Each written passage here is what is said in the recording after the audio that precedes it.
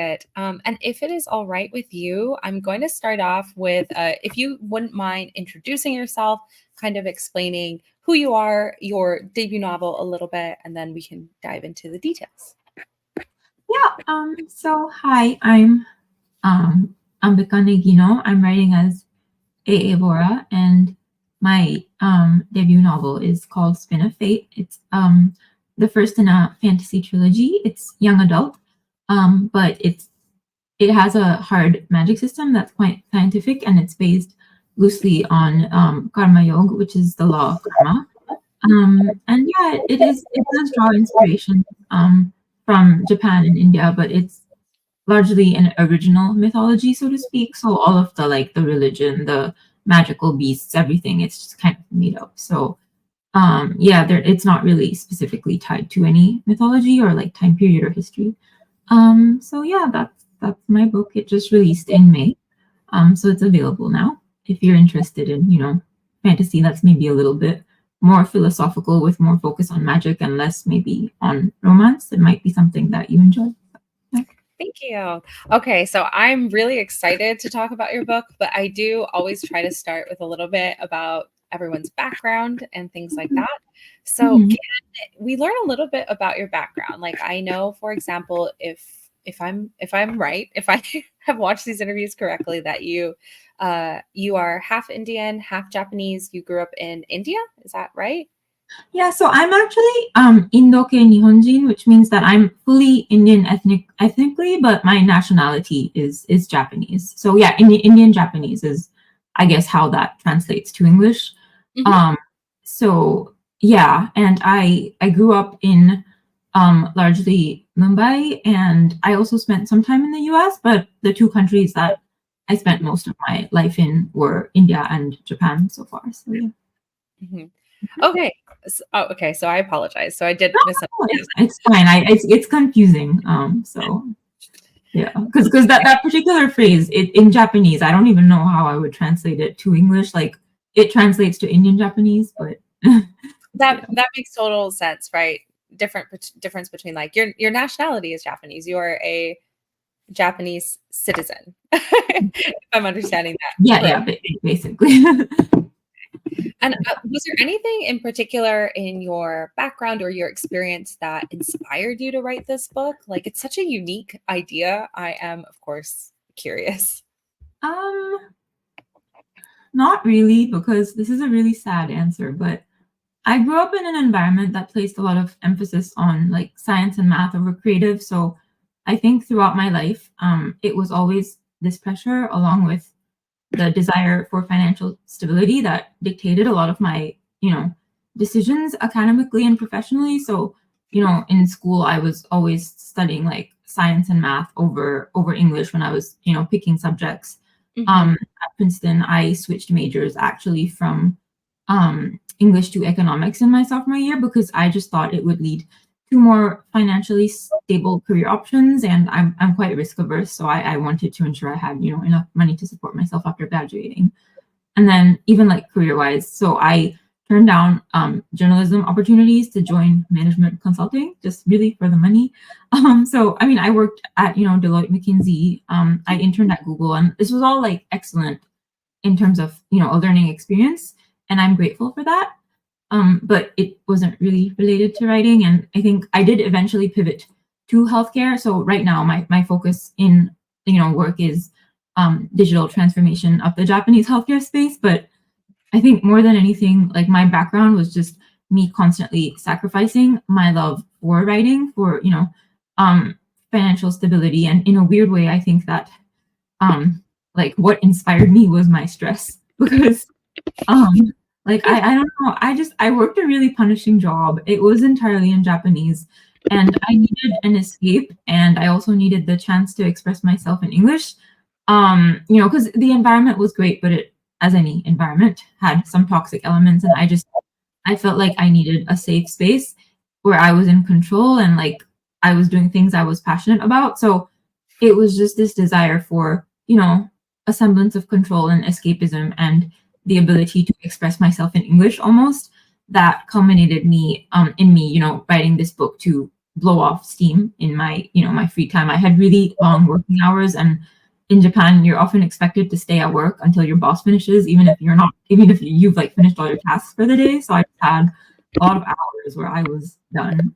And I just, yeah, I needed something to do with my time. So Yeah, I think that makes a lot of sense. And though they're not aligned, I think it's very clear that you have a STEM background when you read Spin of Fate. Like there are so many elements there that I think maybe if you had gone down a different path, you wouldn't have been able to like incorporate. So I'm grateful for it. I learned a lot. It was really interesting. yeah, that is a nice, yeah. I mean, I eventually went into like econ, which I do not understand as a subject. I was much more of a science person. I was just so burned out by it. But yeah, definitely hard science has always been a huge interest of mine, and like even now, because I've moved to healthcare, just because like within all the industries and management consulting, healthcare was definitely the more scientific one. So I just enjoyed, getting to like speak to people who are like doctors or medical professionals, or like, even developing drugs. It's just so interesting to learn about their work. So yeah, definitely I yeah, when you mention it that way, that is probably the inspiration. I just never realized it consciously. So Sorry, I don't mean to like put words in your mouth, but no, I was no, but you're right. sense to learn about your background and everything that's kind of like incorporated in the story itself. So I'm gonna actually save the question I have here and like move it down just so about AAPI month, just so we can talk about the book because I am very excited to talk about the book. So one of the things that strikes me as really, really unique about Spin of Fate was this magic system, which you have, which is of course a hard magic system, but it definitely draws inspiration from karma, like you mentioned. Can you explain a little bit more on how tyrannic law draws this inspiration, like what elements you use? And I had mentioned this in my question to you about I'm really, really interested in how intention versus impact are explored, because that was something that I saw immediately in the book and I found Mhm. fascinating. So, Yeah, of course. So that's a brilliant question, and I'm really glad you asked me. So yeah, the magic system, it draws inspiration loosely from the law of karma, and also, because I read the Bhagavad Gita when I was a kid, and also, a lot of anime in Japan have like manga, they have hard magic systems. So Naruto, for instance, is the biggest inspiration. So to explain the magic system really quickly, you have these particles called chitrons, and they are what constitute human souls. So it's almost like an atom, but it's what makes up souls. So whenever you have a conscious intention or action or thought, you are creating new chitrons that attach to your soul for eternity. And these particles can have a spin that's either positive or negative. So if you're, having positive actions, intentions, you're creating positive chitrons. And if it's negative, it's the opposite. And your spin, the spin of your soul, is essentially the average spin of all of your negative and positive chitrons. So it's almost like a numerical cumulative morality of sorts, of all the conscious, things that you've kind of had in your life. So, and I love the fact that you asked me about intention and action, because the thing is with karma, the way it's, my understanding, I'm not an expert, but from my understanding, you have the intention behind the action, and you have the fruit that it bears, the fruit of the intention, which is what you call the impact. So from the perspective of, let's say, a doctor and a serial killer, they both ended up killing a man. The doctor did his best to operate the man, save his life. He was not negligent, he was not corrupt, but despite his best efforts, something went wrong and the man died. The serial killer is a sadist, killed a guy for fun.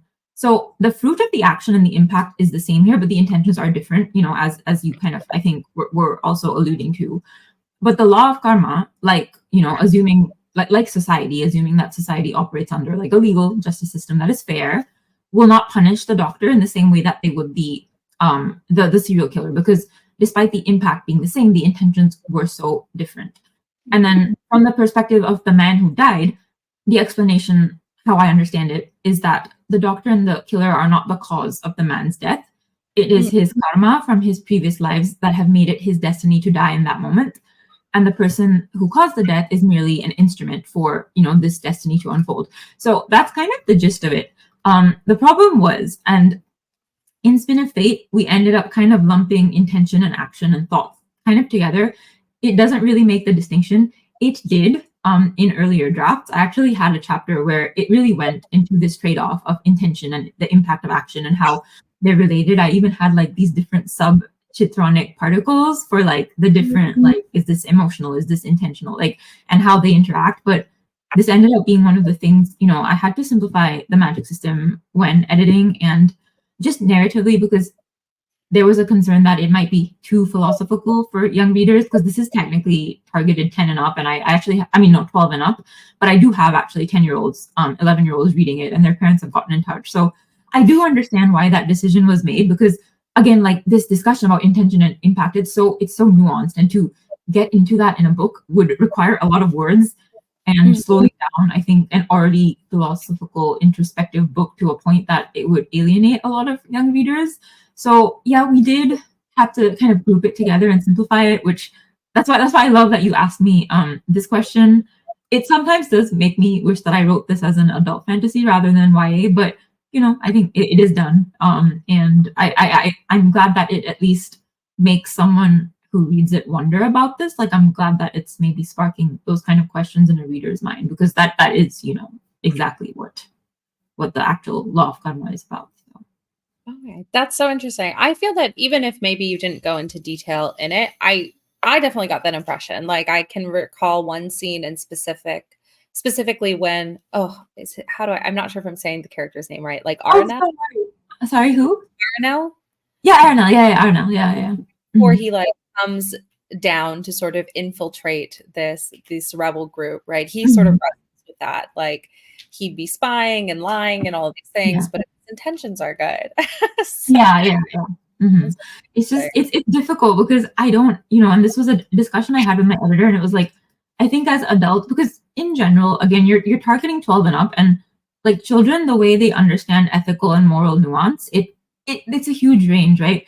And I think one of your fears when reading is why is like you don't want a kid to come out of this with the message of, oh, I can do horrible things if I have a good intention. You know, it's like there is a little bit of that concern, and we do have a little bit of responsibility, I think, when you're writing for younger audiences to, you know, avoid those kinds of misinterpretations. So that was one of the reasons, again, because to explain this properly, you know, would require just so much. I haven't even done it justice in this conversation, so it was just, I would probably have to leave that out. So Oh, I love that. So I kind of want to talk a little bit more about these Chitronic particles, which are sort of the basis of magic in your book. Mhm. And I'd seen before you'd mentioned that you drew inspiration of this from Philip Pullman's work in The Golden Compass. Mhm. And specifically, you've referenced it as a conscious particle. And I Mhm. thought that was fascinating. So and this might be something that you can't tell me, but in that way, do these particles, do these chitrons have a motivation or goal? Like, are they thinking in that way and trying to shape people towards a certain end? Mhm. That's a really, so I adore this question, but I am terrible at spoiling. So maybe it is better we skip it. And if we ever have if I have the honor of chatting with you in 3 years or something, we can talk about it. But That yeah, is an there's so answer much to I want to very say, but I feel like I shouldn't say it. it is totally okay. I will take you up on that. We'll circle back in like 3 years. Yeah.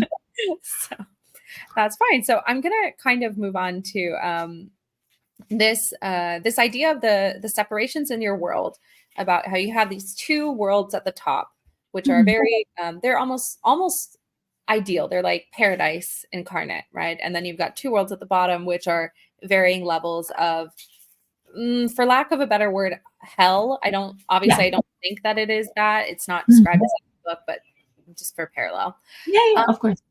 I, I found it so interesting that you explored this idea of how it is so difficult to do good or be a good person in an environment that is really violent and rough, specifically in the character of Maison. Again, I'm not sure if I'm saying that right, so I'm No, sorry. you are. That's the, yeah.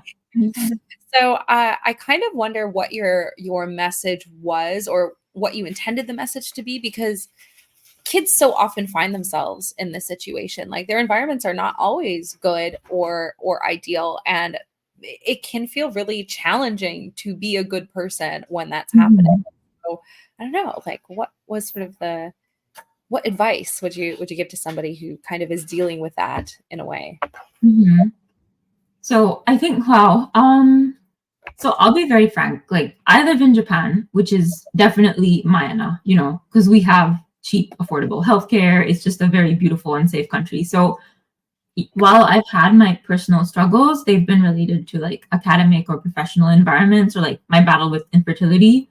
I think I Mhm. have been blessed enough in my life that I've never dealt with, like a debilitating health issue or had to worry about like, putting food on the table or paying for rent or like having a super loved one like just pass away. So I feel like real problems like that would make mine so insignificant. So in a weird way, I don't know if I'm in a position to give advice because I'm like an Erenal, I'm not a Mezan. And so Mhm. of course it pains me to see people suffering, but I'm an observer. Mhm. So I don't know about advice, but I think what I can say is like when I look at the darkest part of my life, it was when quick trigger warning for discussion of like miscarriage and stuff. But it was when professionally I was in a bit of a difficult place. And I was also at the same time dealing with recurrent miscarriages. And I was on a lot of hormones for like IVF and I had some medical issues. I needed surgery. So I think just because of all the chemicals in my brain that I was being injected with every day, I was in a very negative state. And if you ask me how I got out of it, I honestly can't tell you. It just kind of healed with time. Eventually, I was able to give birth. I don't But again, I think it was easier for me to be a good person because I had, like, yeah, I had a lot of medical stuff going on, but it was paid for by insurance. Like, yeah, I was suffering, but I had a loving husband. So I don't I feel there's so many people who suffer so much and they're already just so much stronger than I ever could be just by the fact that they survive each day and they push on each day. So I Mhm. think like looking if I were to give a message, it would be that you are probably, as a kid, so much stronger than I already am or could even, comprehend. And I think more than anything, I think you owe it to yourself. Like you deserve, you know, a good life and good things to happen to you. And I don't like looking into the law of karma, like maybe you won't reap the benefits in this life. But again, this is for people who believe in reincarnation. So it is a bit difficult, But at least for me, as someone who does believe in reincarnation, it's just that give, like, maybe 10 years down the line, you will get something better because of this, or maybe 20 years, or maybe even in your next life. So, like, that person deserves a chance. So I think maybe try to do it for their sake. Like, I don't know if I'm making much sense, but No, it yeah. did. That was really moving. Like so just I'm gonna go off on a small tangent here. I really appreciated that answer.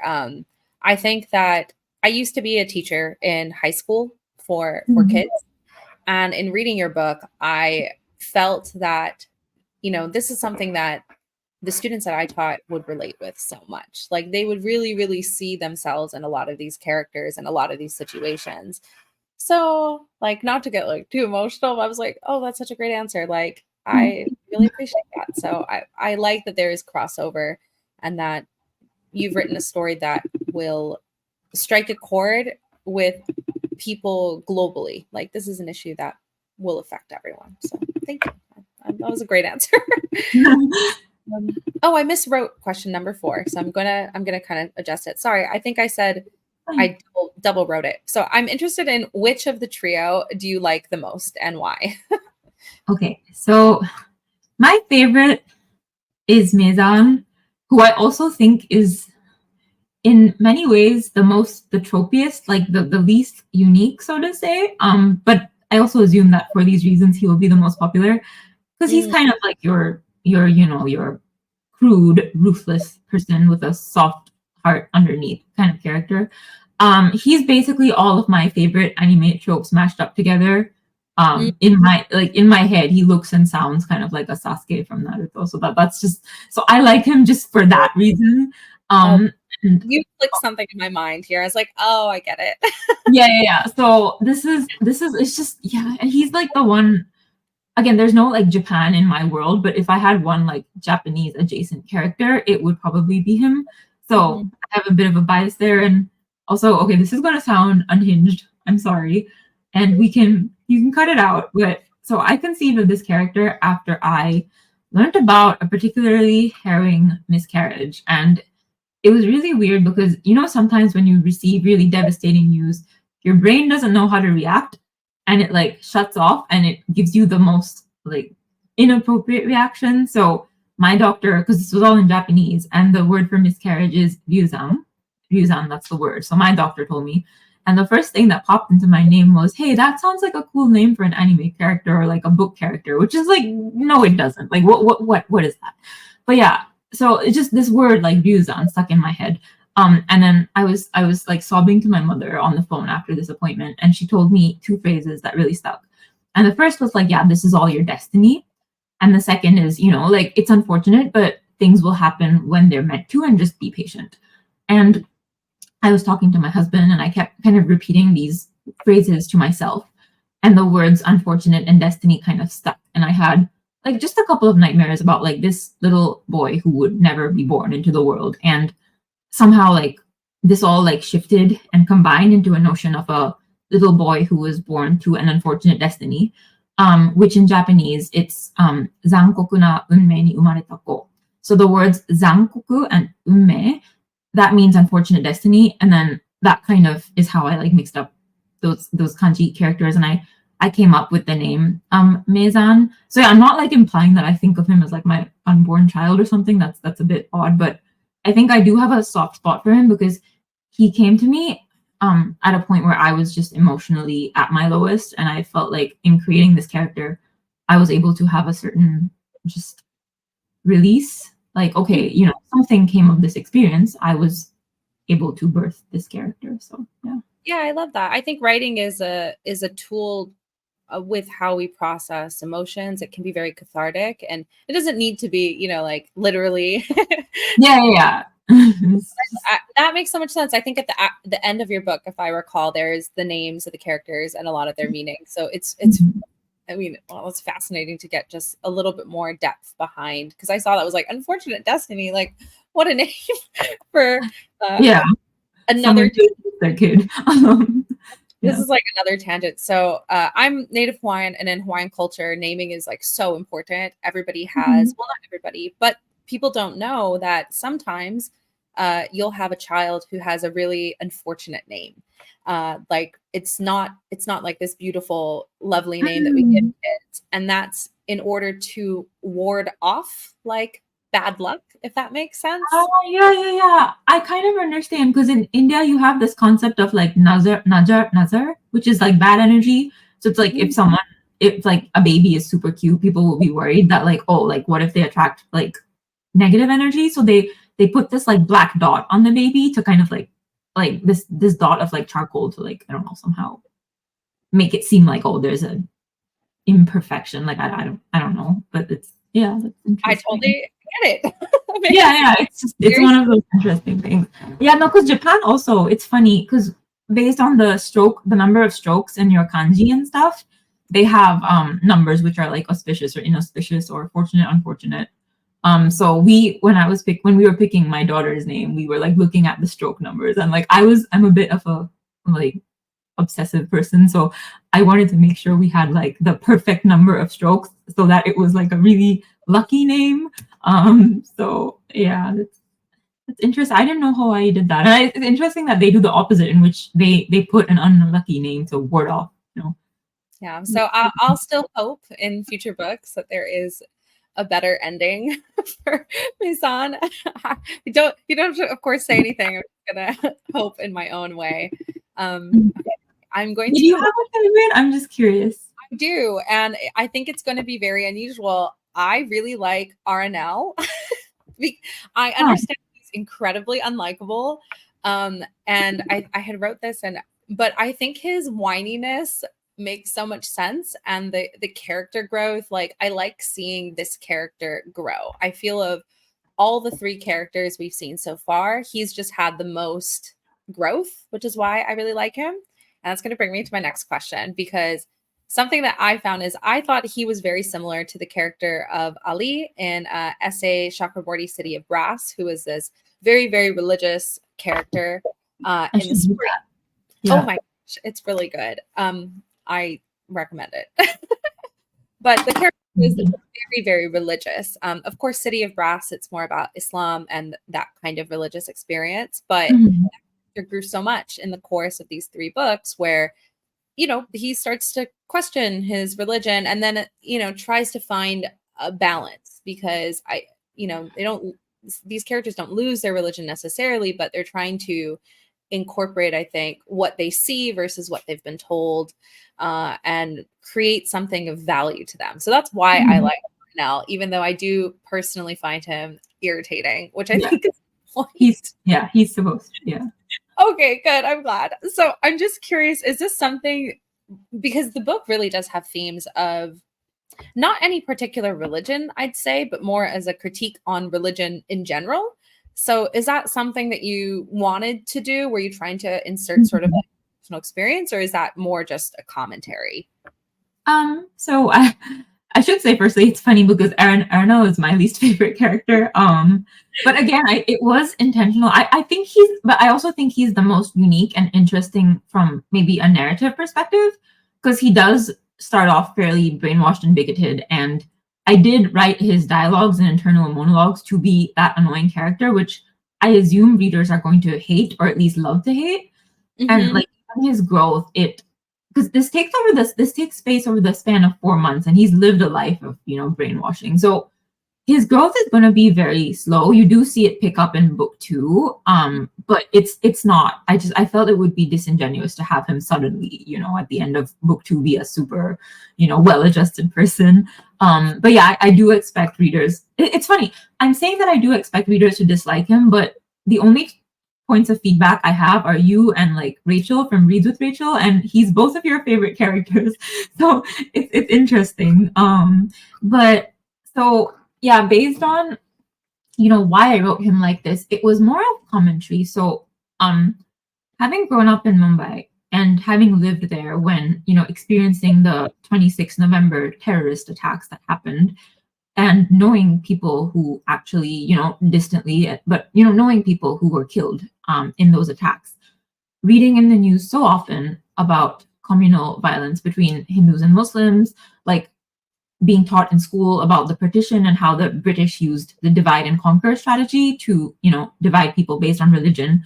Mm. So, having, even if I hadn't experienced it myself, just being surrounded with that kind of news and that kind of environment, it just made me really sad, I think, to witness, these religions that are so beautiful at their core. Like a lot of my closest friends are actually Muslim as well. And just to see that my religion and their religion are being misinterpreted and twisted to brainwash young people into doing terrible things, and that's something that is really at its root about love and harmony and tolerance and acceptance and self-betterment, is the root of so much hatred and anger and conflict.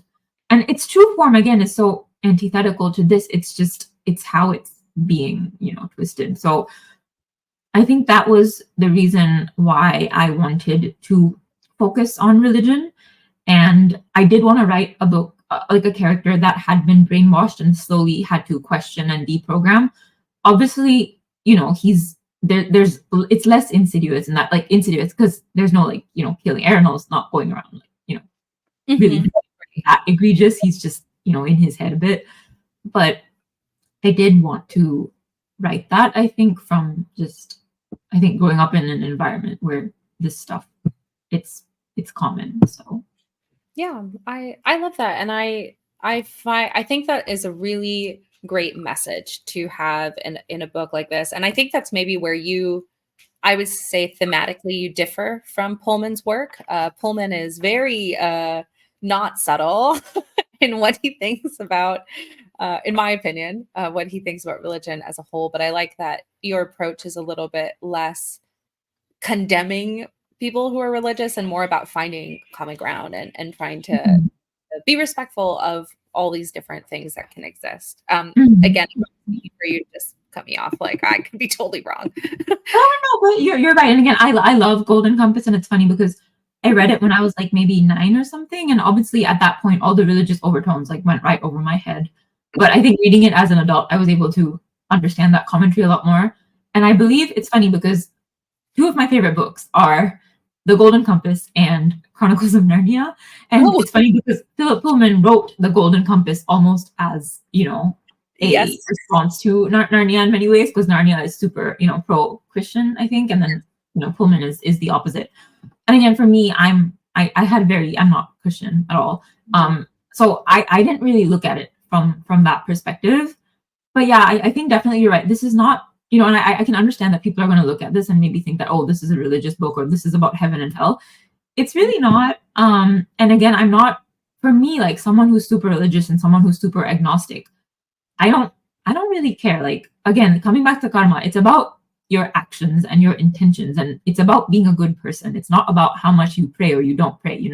People are, like, again, my family is full of super religious people. I'm also fairly religious.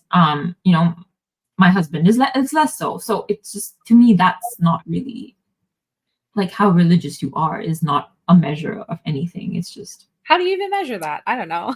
yeah. Yeah, I think it feels a niche for those of us too who are kind of in between, because I definitely relate to that. As I was raised candidly in the Catholic Church. I wouldn't consider myself Catholic anymore. And my husband was born at the fall of the Soviet Union, so he very much does not really have a established religion because of the historical stuff there. It's like this interesting, but my mom's family's Buddhist. I don't know. I feel like there's a lot of us who don't come from very clear cut, like, yep, this is Yeah, what yeah. it's like. I like that this fills that void. Interesting. Yeah, I didn't, because again, I am Hindu. I do believe in, like, karma and reincarnation and all these things, but, like, this book is not meant to be kind of advocating for Hinduism as such. It's really, again, yeah, it's really not pushing or going against any specific religion. It's about this idea that religion is not should not be used to divide people and brainwash people and make people do terrible things. So that's more of the underlying, at least the intention. I don't know how effective it was, but I felt like I understood that. I can't speak for other readers, but that was, like, again, I feel like it hits on so many relatable points that regardless of what religion you are or aren't, I think you could pick up the message. Okay, so I'm going to dive into a little bit more about the questions of characters. Again, you don't have to answer this if I'm going too close to home, but on what is going to come. In my mind, I read this book. There is like a subtle touch of romance in the book. It definitely is not a thorough line, which makes sense. It's a YA. I don't necessarily think YA has to have an established romance in it, but I felt as if there was a very true love triangle, like with Ina. Is that how you say her name, by the way? Ina? yeah, yes, it is. Liking Aranel, and then Aranel liking Maison. I don't think Maison likes anyone yet, but I feel like maybe he could, and then that would just satisfy an itch of mine that I really want. But I don't know if that was your intention. So I actually love that you asked me this. So, you've, at least in terms of right now the situation, you've read it, right? That is what it is. I did want to keep it understated. So, like, two characters were supposed to have chemistry right off the bat, but I actually had two beta readers tell me that they missed it altogether. And one of the pieces of feedback I was told verbatim was, if you want YA readers to pick up on it, the characters need to be lusting over one another's collarbones. This was the phrase. It made me laugh. I think it is a little bit of a, maybe not a cultural thing, but also just based on, like, where on the spectrum you are. Because I'm someone who is more on the asexual demi-romantic spectrum. So for me, when I say slow burn, it needs to be really, really slow. And also, I think in Japanese media, like shonen manga and stuff, like, romance is often a lot more understated. So I do worry that, maybe people won't pick up on the subtext. Maybe I haven't, and when it, like, manifests, they're going to be like, oh, this romance came out of nowhere. I think there's also a tendency to read things heteronormatively. So I did try to put in hints. I don't know if I was successful enough. I do think, like, readers may be more accustomed to things like shonen manga who do read, they might pick up on it more. I wanted to put in enough that people who enjoy picking up on that kind of subtext had something in there, but people who didn't really care about romance could skip it. So yeah, you're right in your reading. And coming back to the love triangle, it is pretty common for your girl boy trio to have the triangle centered around the girl where the two boys are fighting over the girl. And I did kind of want to challenge that notion, while also including the idea that as a girl, you can like someone and even think that you're in love with them and then quickly realize that they are not for you and what you felt was never actually love. I Mhm. think that's an important message for kids to have, that it's okay to unlike someone. I Mhm. realize that this is probably going to disappoint YA readers because a lot of times you do want it's funny because I actually got, I'm not going to go into too much detail, but on the note of foreign rights, more than one country asked me, which of the two male leads is Aina going to end up with? And they were not happy with my answer. And I didn't end up getting book deals at this point. So, um, yeah, that is what it is. Eventually, she will also have a love interest for her in book two. I think. I mean, I'm a new debut author. I can't break too many rules. And I do enjoy romance. It's not like I don't. I feel like maybe my my ideals of romance are a bit different. So not Mhm. everyone might enjoy them. And Maison is in my head, he's aromantic, which again doesn't discount him from being in any sort of, Right. but he is not someone who understands the meaning of romantic love. He has never experienced it, and he's just I think the way his life has shaped him has also made him, so he's not only aromantic, he's also really clueless. So it's a combination of those two things. So but yeah, I don't know. I like that kind of tension where, I mean, it's a very shonen manga thing. Like the protagonist never realizes that a person is into them. So I love that. I think it's great to have like different representations of what romantic love can look like. And even you're right, how it ends. I don't know who your beta readers are. I will say, having worked with teenagers are they have big open eyes on romance in books. I feel like they wouldn't miss it. oh, really? Because I mean, I did understand what she said because I think I was the kind who might have as a teenager missed it. I was never like, so there's like some teenagers who go into a book wanting to ship characters. One of my Yes. beta readers was that. So she like picked up on everything and she was like majorly shipping. And I actually never really ship anyone until the author tells me, and then like I'm like, do I want to ship them or do I not want to ship them? So Hmm. it's interesting. I think there is a wide variety.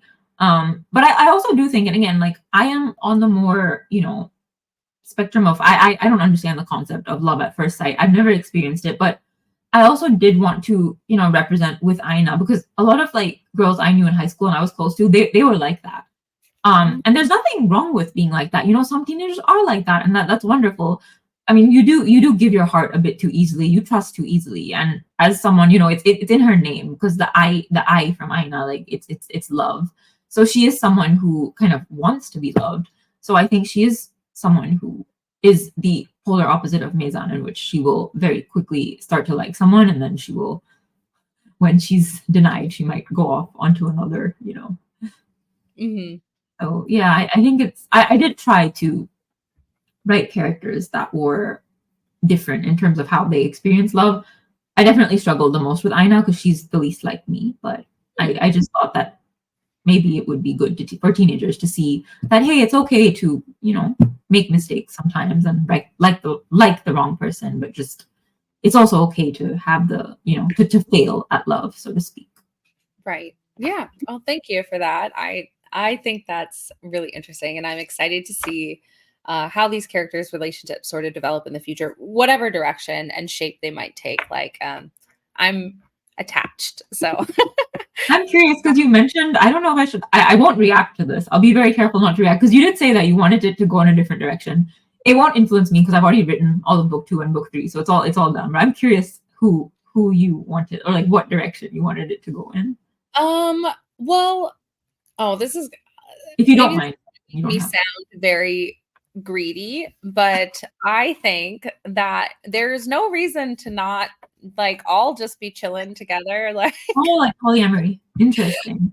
or at the same time, I think if I don't get that, I personally, this is my own opinion, please don't be influenced me. Don't be No, it's influenced. fine. I've written it, so don't worry. Ina should be alone. Oh my gosh, if you have fans, I'm gonna get myself in so much trouble. I don't think I have fans. You're fine. Yeah. And if the boys want to chill and they want to be friends, that's totally cool. If they want to be romantic partners, I think that could work. But I have strong opinions about Ina because she so easily, I think, falls in love. I think it would be okay for her to not be with anyone, which might make people upset with me. But we'll see. We'll see how it ends up. I'm not going to react. So Okay, got you. So on that note, I have to really applaud you for the ending of this story. It ended on a cliffhanger, like without revealing too much to the people who have not read this story. But something that struck me was that by the end of the book, I was very conflicted in a good way. Like I felt like there were no clear good characters, no clear right characters. I wasn't really sure like who I was rooting for because it was like all of them and none of them at the same time. Was this your intention? And like curious if so, why? Wait, I guess I should go. Like, was that your intention? yeah, it was because so actually a lot of my favorite series that are thematically heavy, on things like ethics and morals, like Death Note, Attack on Titan, they have what I love about them is that they spark debate. And I always loved having those debates with my friends and my husband, like, oh, was Kira justified? Was Eren justified? Was Zeke justified? Sorry, I'm like throwing all these random like manga names, but like when did they cross the line? So I love that kind of, conflict.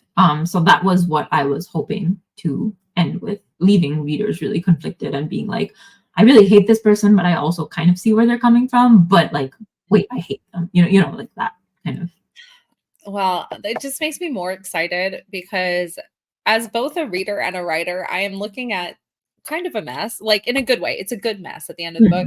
I have no idea how this is.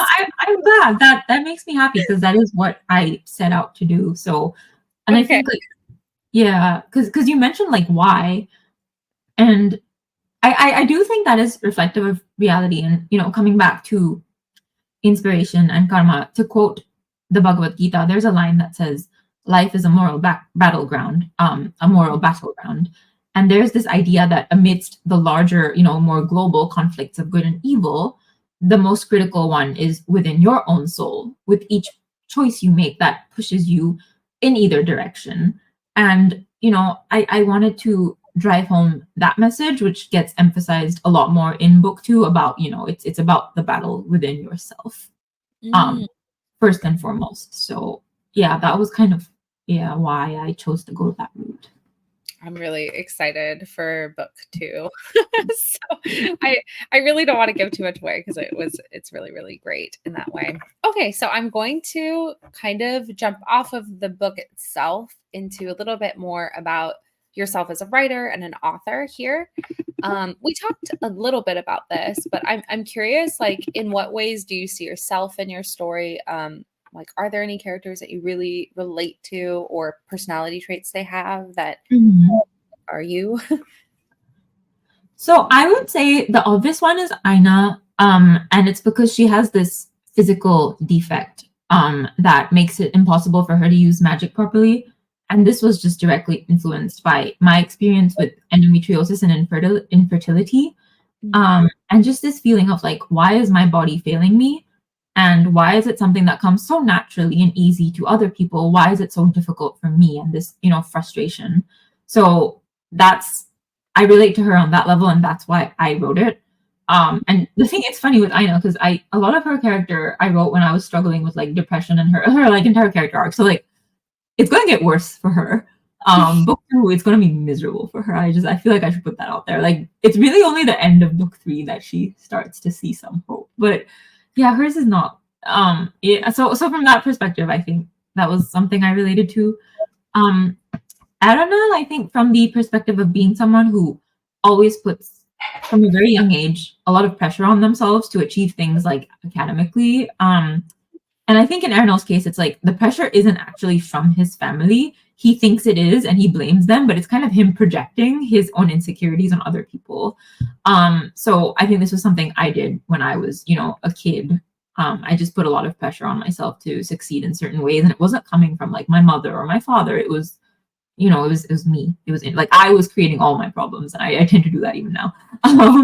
So yeah, and again, Mezan, I don't really see myself in him other than the fact that maybe he's aromantic and I'm I was demi-romantic in that it took me a really long time to notice someone and to develop feelings and to realize that they were interested in me. So he's going to be more extreme than I was. So I guess maybe from that level.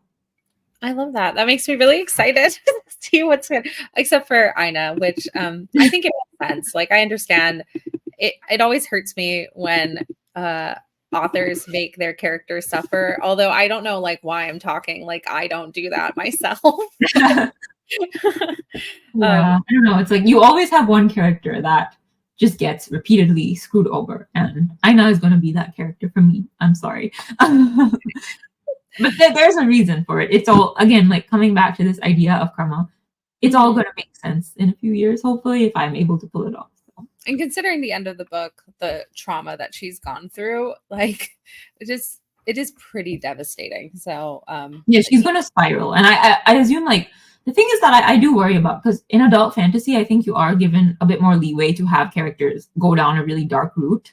In YA, I do think that people tend to judge characters based on likability, and it's like if they make bad decisions, people are like, oh, this character is terrible, So I have a feeling that I'm maybe going to get some flack for what's happening with Ina, but it's fine.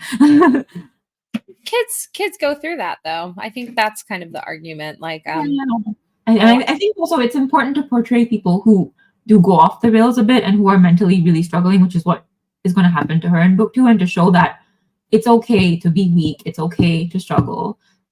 You will come out of it in the end, So that's kind of what I'm hoping I can do with her over the course of 3 books. So yeah. Yeah, I love that. Are there any small details in your book that you really, really love, but you the average reader is not going to see it because, Yeah. So the designs, the Keza, so the little spot art at the top of each chapter, it's like really tiny. I drew those. They are significant. Pay attention to them, especially for book 2. Oh, okay. I didn't even notice that. Yeah. The advanced readers copies don't have the right ones, but the printed, the hard covers, I would assume the book, that little spot art is important. There's clues in there. And then the second thing would be, so I have a website. It's called thefifthrealm.net, and it has a lot of like character art that I've drawn, like my maps and like art of the magical creatures, and just a lot of Easter eggs and materials that I wasn't able to include in the book. So a lot more like detailed prehistory and like magic system stuff. So there are a lot of hints and clues in there about what's going to happen in book 2. And I do plan to update that. I might shoot myself in the foot by saying this, but I do plan to update that with each book. So if there's fans who are really interested in that kind of thing, I don't know if there will be, but that's there. If I talk about the book itself, like other than the spot art, there's a conversation between Zenaida and someone that she knew in her past that takes place in the end of the novel, part 4. And also her interactions with a couple of characters are quite significant. Like there are certain words and phrases that she uses that were very deliberate, especially that particular conversation. Some of the dialogue between those characters was very deliberate, and it's all explained in a prequel for which I do not have a book deal, but I've written it. So hopefully, again, this is something that maybe in 5 or 6 years people might look back on and be like, oh, that's what that was about. So yeah, there are quite a few of those things. So yeah, hopefully. Yeah, that's the world of publishing, unfortunately. Like it takes so long. Yeah, I mean, yeah, at the end of the day, if I don't get a book deal for a prequel, I'm just gonna publish it for free online. So yeah, it'll get out there at some point. So you've created this really very, very detailed magic system for your book. Would you survive? Were you plunked in the middle of your story? So looking at my life, I live in Tokyo. So I think it's safe to say that I've been born into Mayana, not Malin, so I'm in the upper realm because again, I think it is a very nice place to live in. So I don't think I've like ascended to Paramos. I'm not that good of a person yet. I have a lot of growing to do. But yeah, assuming that I am from Mayana, I will survive book 1, of course. Mhm. Can't say about book 2. Okay. They are in trouble in book 2, as you could probably tell by the end. So Yeah. We'll just leave it ominously like that. yeah. So more largely as a writer, because you actually I should ask, do you exclusively write in fantasy or like speculative fiction or I think, I mean, this is my first published novel. I don't imagine I would write anything out of fantasy actually. Yeah, I think I would mostly stick to fantasy. Probably I think I'm likelier to gravitate towards adult after this series is done, but yeah, that makes sense. So, considering that, like in the realm of fantasy, because it's clear that you read a lot of fantasy, you watch a lot of or read a lot of manga and watch anime as well. Do you have any pet peeves when it comes to the stories and the writing that you see? a lot. I don't know if it's helpful for me to talk about them because I don't want to seem like I'm being condescending towards something that's loved by so many other readers. Hmm. So what I will say is rather than talking about my pet peeve, maybe I'll talk about something that other people don't like but I love. Mm, Um, and that's I think there's a tendency in the English literature space. No, wait, I've actually seen this in India and I've actually seen this in Japan and Japanese literature too. There's a tendency to dismiss manga and anime. So whether it be the storytelling devices they employ, the way they characterize, it is viewed as more immature. And I'm not sure I agree with that. And somehow it's viewed as not being the same level intellectually, which again, anyone who's read Attack on Titan will tell you that no, like the themes in there. And obviously this is changing because you do have a lot of big booktubers who are picking up manga now and appreciating it. But overall, I still think that there's this sense that pervades that it is an inferior storytelling method. mhm, So I do wish we would be open to stories that present ideas differently. So again, it was funny because I was talking to a friend who hated one of my favorite manga because they were like, it's so off-putting to have characters yell out their motivations when they're fighting. And I was really shocked because I was like, oh wow, I never thought of that as being something that annoyed someone because growing up as a manga reader, like to me, that is a perfectly valid storytelling technique. But I also understand why she didn't like it and why she considered that bad. mhm, Um, but again, and the thing is, in my book, I have a lot of this happening. Like I do have those shonen manga style fights where they're going at each other and they are yelling out there because it happens in Naruto. It resonated with me as a kid. I know it resonates with a lot of people. That's why manga and anime are so popular in this genre. It's just, mhm, yeah, I think it's a stylistic choice along with like stuff like the villain monologues which they have. mhm, Someone was telling me how in Attack on Titan they didn't like there was a character who like gives this speech when like a lot of characters are riding to war and like everyone's dying. And like a lot of the people who watch the manga, it is like the iconic moment. We all love it. We all cried. We like play it again and again. But I had someone who wasn't familiar with manga tell me that broke my immersion and it didn't make any sense.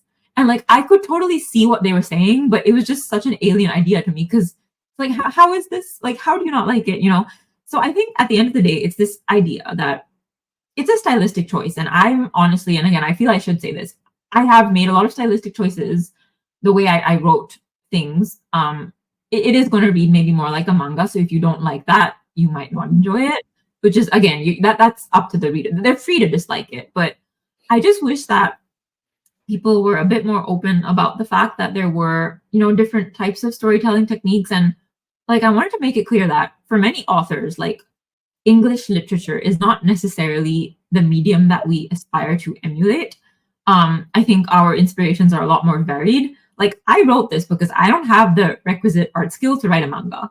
So like a lot of dialogues in my head, for instance, were in Japanese and I had to type them out in English.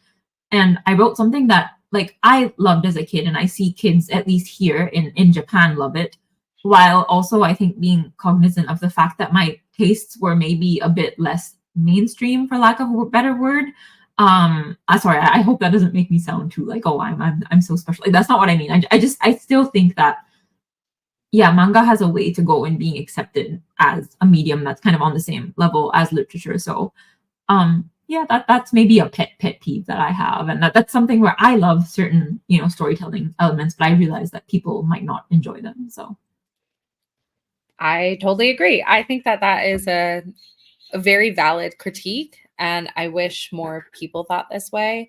Um, I do find myself agreeing from a different perspective in that, like, when I was teaching, you have to teach literature with a capital L, like set books. I'm a hater. Like, I felt like we should have. I remember making the case that we should read Attack on Titan in the classroom, and I got told no, and I was like, why not? It's the yeah, kids, they're reading it. Like, why is that not? Is it not reading?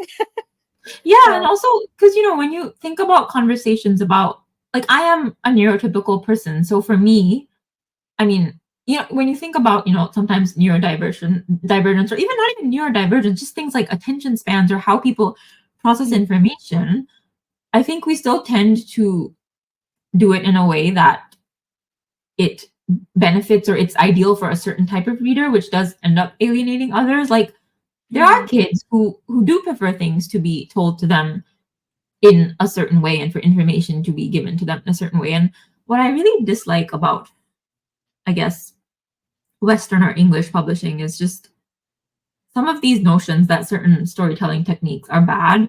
Where, and again, this is something coming from someone, like, one of the things I learned in my MBTI is that, this is from a corporate perspective. Whenever you communicate, there are different types of people. So they are the analysts, the more like this is the name of, like, the group. I forget what it was, but based on your MBTI or whatever, whether you're like sensing or like intuitive, like, some people need to be shown things in like a very subtle way for it to make sense. And if you present them information up front, they're just going to be really overwhelmed. Whereas other people find it harder to pick up on nuance. So you do have to tell them things in a pretty directed, like, manner. So it was like, when you're making a presentation to like a CEO or like maybe a data scientist, you would make that presentation in very different ways. Um, I think the same applies to readers, because there's such a vast way in which children pick up on, things and nuance and foreshadowing, all of this stuff. So I think these ideas of dismissing certain storytelling techniques as bad is just a bit, I think it would be nicer if we could be more. In my opinion, I think it's outdated to to label it bad like that Yeah. thing. Um, all right. Well, that brings me to another question, a little bit about your journey as an author, because you are not geographically located in the United States. So, do you feel like that has had sort of an impact on, I don't know, anything in terms of your author journey or publishing journey, that kind of thing? I think so. There's two things. So, firstly, I did, again, this is entirely subjective. So I did feel like I felt subjectively that I was being denied certain opportunities, and it was frustrating. So, for instance, to name one, like, I didn't have a single book launch event. I reached out to so many people to see if anyone would be willing to do anything with me. I was willing to like fly in on my own dime, but it just didn't materialize. And I understand the rationale behind it. Like, there's no local community, no one's going to show up for you. So realistically, I get it. I can't blame anyone, but it was demotivating. And, eventually my husband bought me a cake, and I love him, but it was just us, my family. And it was really hard for me to feel proud of myself, because I just felt like Spin of Fate never really had much hype online, and like sales have been depressingly low. So yeah, I mean, I do, and the reason I'm saying this is because I do feel that there's a lot of authors who maybe are going through the same thing. But yeah, I do feel like a failure. Like, even now, I've been on like antidepressants for a while, so maybe I'm like an unreliable narrator. But like, for me, launch week was a time of dread and anxiety and fear and tears. And I'm glad, like, it's a part of my life that I want to forget. I'm gonna erase it from my memory. And actually, so BookTube became my savior. And I think the reason for that was because there are no geographical restrictions there. So I did a pre-launch interview with, this amazing booktuber, Reads with Rachel. And that was an incredible experience. And it probably got more attention than maybe an event would have. Hmm. Daniel Green picked it up and reviewed it positively, which was huge, because I think, like, if you're like, trying to be a serious fantasy author, you really hope that 5 or 6 years into your career, Daniel Green's going to pick up your book and he's going to like it and he's going to do a review. So, like, that he did this for Spin of Fate pre-release was like probably my biggest achievement till date. But yeah, so I feel like a lot of the hype I have gotten, I would attribute to the both of them. Mhm. But I think again, I don't know if maybe a lot of this is not because of physical distance. Maybe it's just because the way the book is being marketed and publicized, and my lack of being super social media savvy is also that's my responsibility, and maybe that's something I feel that. But yeah, it's been a struggle, and I think the good thing I will say is that being so physically removed from everyone and everything means that I can close off this part of my life and treat it almost like a 9 to 5 job. So it's like when I finish my edits for the day, I can focus on everything else and just pretend that this part of my life no longer exists. Which is why, I feel guilty that I'm not more active on Instagram, but because I do miss interacting with like potentially lovely people. It's just for the sake of my mental health, I prefer staying away. And Mhm. it's because I wrote this book as an escape from my life and the industry I was in at the time. But now everything else in my life is an escape from this book. Mhm. So yeah, it's weird. Luckily I finished writing all the books like a while ago, so I don't think it's gonna like impact schedules, but Mhm. I think mentally I'm just so done with everything. So it's like the geographic, restrictions have been both a blessing and a curse in that way. Yeah, I can 100% understand that. I mean, publishing is notoriously English centric, US centric, and you don't have to agree with me on this. This is my own personal opinion that I'm putting in there. I do think it's very white American centric as well. I think that definitely plays a role in my. I'm going to be very clear in my opinion. Mhm. On how publishing is. But I guess that would kind of lead me to my next question because it is AAPI month. I mean, that is part of the reason in the United States anyway, Asian American Pacific Islander month. Um, I wanted to reach out to you because you're I feel personally that a lot of the times the Southeast Asian representation, the Pacific Islander representation often gets left off. Uh, so that was, I was like trying to purposefully be intentional about authors that I asked to speak with because it's Mhm.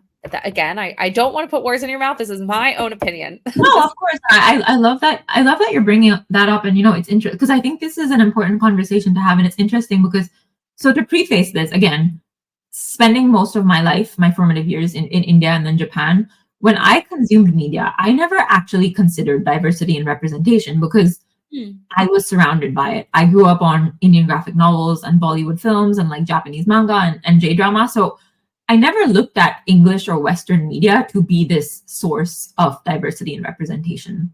Mhm. So for me, weirdly, like reading Tolkien was diverse because hardly anyone I knew read him. So it's funny because only very recently, upon entering the traditional publishing space in the US, that I have realized how much of a minority I am. And it's Mhm. been a really enlightening experience because sometimes, like, I don't know if I should say this, but I'm going to say it. Like, I wonder if I'm the wrong kind of minority. Mm. Like, or what I mean, and again, disclaimer that this is a very personal, subjective experience. It may not be reflective of reality. Maybe there are other authors who've noticed this. I don't know because I try to stay like off Twitter and stuff, so I don't know if there's any discourse about this. But I feel like I am diverse, but I'm not necessarily the kind of diversity that publishing currently rewards as much. Because I guess I have noticed that there are some cultures that have a bit more of an inbuilt support system, for lack of a better word, like a really lovely community of like readers and people in publishing who really support and push for and buy those authors' works. And firstly, like that is wonderful. Those authors deserve every bit of support they're getting. So, like, really well done on those communities. Keep doing what you're doing. Mhm. I also don't think that I am entitled to anyone's support or readership because of my background. Like, I don't think you should read my book because you're Indian or Japanese. I think you should read it if you are into dense world building, heavy philosophical themes, a complex hard magic system, morally ambiguous characters, which, an Indian reader may not be. So, again, like those traits I think are more reflective of my book's target audience than someone who shares my identity. And so, that being said, perhaps I'm contradicting myself, but it was also a bit of a heartbreaking realization to enter the space and realize that, oh, here's this other disadvantage. Like, even Mm. within the minority group, you're like the less popular minority. And almost like I started to feel like I was the wrong kind of diverse, which is not like a fun feeling. And like being Indian, like I have never felt lonely in my life because there's so many of us everywhere. But entering publishing for the first time in my life, I felt really lonely and depressed. And again, maybe it's subjective, but I do feel like certain minority groups get denied certain opportunities, which is unfair. But then again, you know, life is unfair. So I do try to be grateful for the things I have. Like I did get a big deal from Penguin Random House that, I mean, maybe it didn't translate to much marketing and publicity and buzz around my book, but you know, it did get me more money than I ever expected or thought that I deserved. So maybe that's unfair, you know, from someone else's perspective. So like I'm trying to be grateful for the things that I have. I kind of have to be. And then, you know, I got this wonderful opportunity from you. So thank you. But yeah, it's definitely, and that's again just why I try to like stay offline because I just don't like to think about these things too much because you just kind of you're in this like cycle of just finding things to be, I think, upset about. Just try to detach. But yeah, no, it's interesting because when you asked me that question, I was like, wow, because I didn't think this was a thing that we're allowed to talk about or that, you know, we're aware about, but we're aware of. But yeah. I might just be big mouthed, so that just might be me. I apologize. I don't want to make you like uncomfortable to No, this.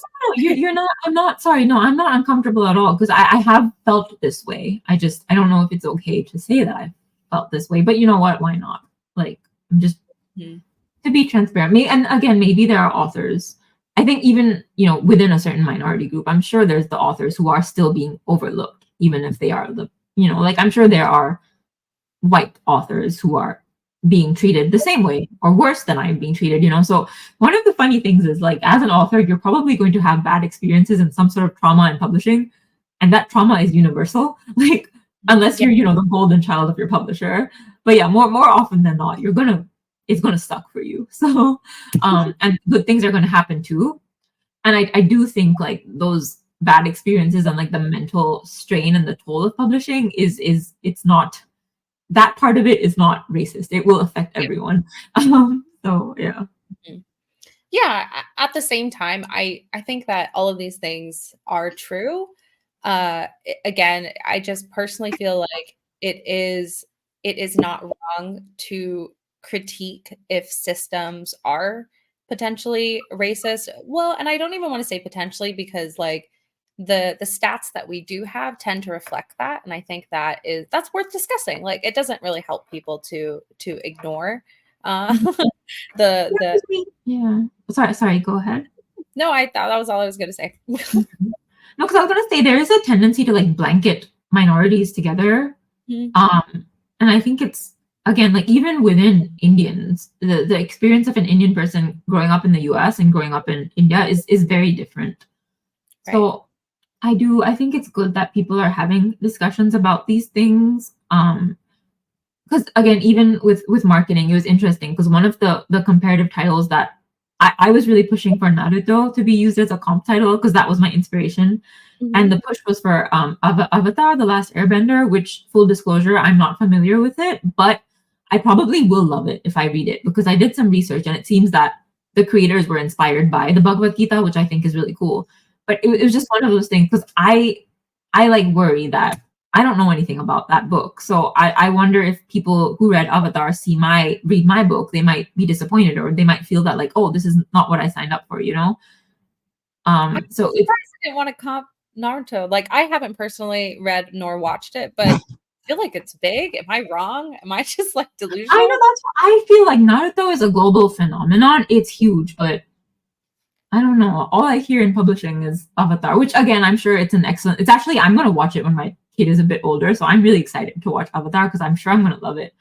It's just, yeah, it's the fact that, I don't know. It's just, there's a difference between, I think, an Asian person's interpretation of Asian concepts and a non-Asian person's interpretation of Asian concepts. I'm not saying any is better or worse. That's not what I'm saying. I think, again, I'm all for cultural appreciation. I think that we need to be aware that that distinction exists, which I think publishing tends to gloss over sometimes. I don't think at all it is offensive, and it shouldn't be controversial to say that because I think, and this is my personal understanding of things. there's only so much that you can hope to encapsulate through research alone, and there's a lot of like experiential things that you're not going to know unless you're a part of the culture. And I think I always reference this American film called Fences, where the author had insisted on having it is a Black American like story, and he had insisted on a director that was Black, specifically because of cultural things. And the director had spoken about how, there's certain things that you wouldn't even know to include unless you were part of the Yeah. community, because Mhm. it's not your experience. And he had made a reference to something about like the smell of hair with a hot comb. And like for me, I'm like, I have no idea what that means. Like I'm not part of that culture, so I don't even understand the reference. Yeah, But no, of course. yeah. And it's one of those things, 'cause, like, when I saw Black Panther, and I loved it, and I thought that, "Oh, this is a great movie," but I was curious, so I went on Reddit and to just see, like, what do African Americans think about it versus Africans living in Africa, and I found that the the views were very different, which Mm-hmm. I found so fascinating. But as an Indian Japanese person, I would not know that, you know? Or like if I pick up a book, like I might pick up a book by, an author of a certain minority that I'm not familiar with, like I'm probably going to take most of that at face value for being good representation. I'm not going to know that. And again, I'm not saying it's bad representation, but it's a certain type of representation, and it's so much more diverse than that. So I think again, there's no like easy solution to this because you can't market something being like so specific, like, Yeah.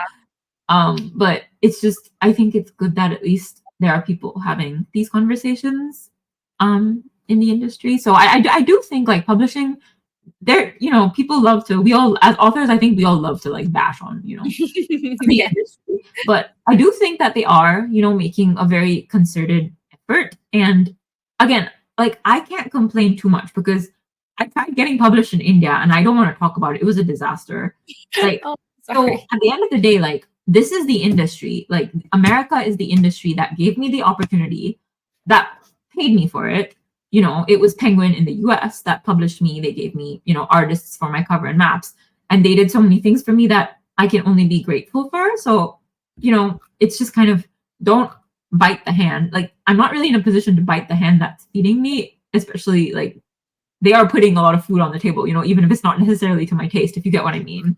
Mhm. Um, and a lot of times I feel like I'm the outsider here. So, maybe I need to change my attitude, and it's not really my place to be saying these things because I know maybe if a American came into Japan and started criticizing like how the Japanese are doing things, I might feel very like, who are you to say that? So, I think maybe from a Western perspective, maybe me as someone who, again, India and Japan would be my two main cultural kind of, I can understand if someone if I'm saying things like, oh, you need to use manga to, market my book. I can see why someone might push back on that and be like, you don't understand the market, like it's not gonna work. Like so yeah, it's an interesting situation.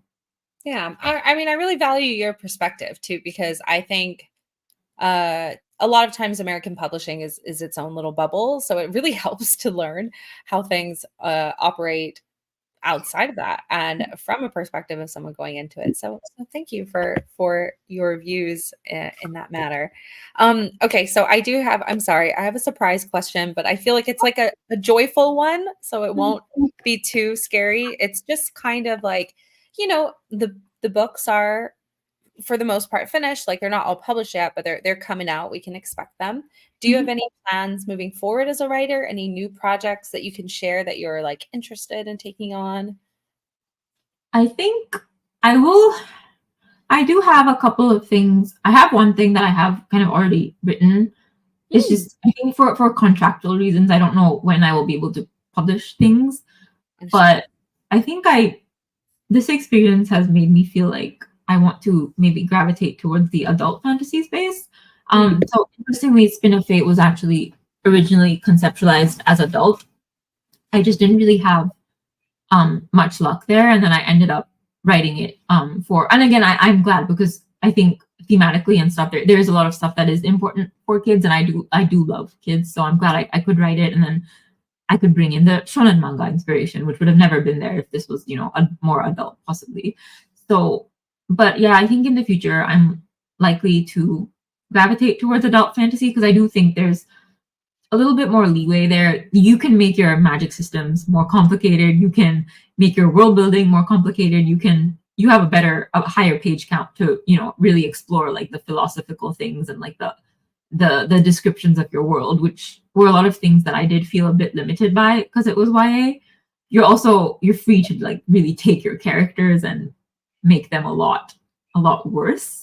Because YA does have a little bit like you need to write likable characters or people are going to hate them, which in adult I think it's less so. So I think for all of these reasons, I believe that if I do publish more fantasy, it will likely be in the adult space. I just think that from a Western perspective, my tastes align more. Um, so yeah. Yeah, I love that. So I'm excited to see what you do next. So thank you so much again for joining us. I really, really appreciate the opportunity to talk to you and to gush a little bit about your book because I really, really enjoyed it. I'm going to plug it as one of the best fantasy books I've read this year. Yeah. So for anybody who's watching this and wants to watch it or to read it, please pick up Spin of Fate by A. Vora.